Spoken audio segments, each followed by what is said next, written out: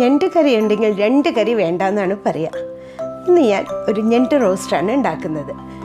1 kilo ഞണ്ട് വൃത്തിയാക്കി കിട്ടിയിട്ടുണ്ട്. അതിലേക്ക് മഞ്ഞൾപ്പൊടിയും മുളക് പൊടിയും കുരുമുളക് പൊടിയും മല്ലിപ്പൊടിയും ആവശ്യത്തിന് ഉപ്പും 1 ഗ്ലാസ് വെള്ളവും ചേർത്ത് ഒരു 20 മിനിറ്റ് അടച്ചു വെച്ച് വേവിക്കാം.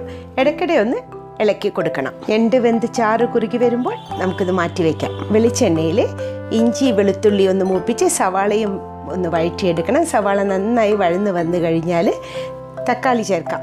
ഒരു 4-5 മിനിറ്റ് വഴറ്റുമ്പോഴേക്കും തക്കാളിയും നന്നായിട്ട് മയം വരും.